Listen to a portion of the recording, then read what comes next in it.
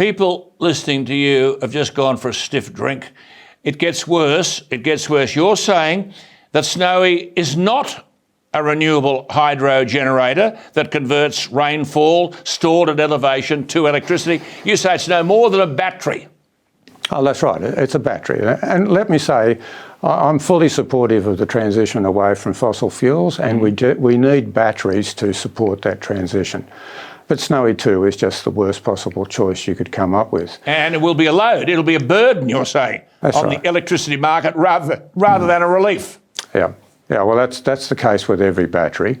But the problem with Snowy 2 is it's one of the most inefficient batteries. It's far more inefficient than any other pumped hydro system just because of the length of the tunnel between the two reservoirs.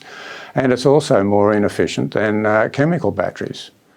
And, of course, on top of that, there are just far better storage options than Snowy 2.0.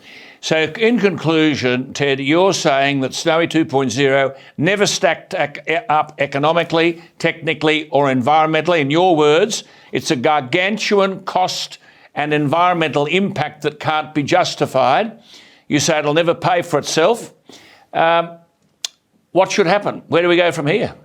Well, as we've been saying for years, at the very least, the government should stand back, particularly with the problems with Florence.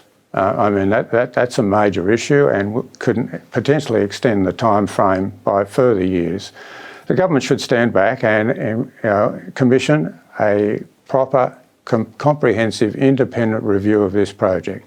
Assess what the real costs are going to be, assess what the real benefits are going to be, and look at the options.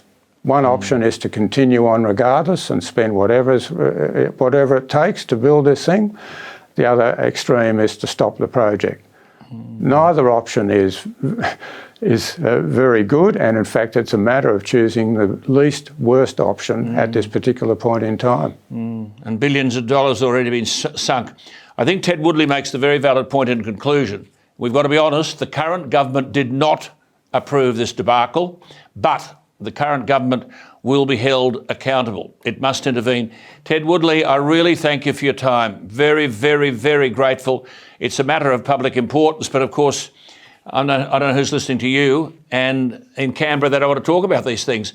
You wonder how much longer, Ted, this can go on.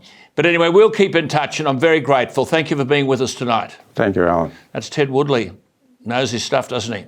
But doesn't that make your bones rattle? Yeah, go and get a stiff drink.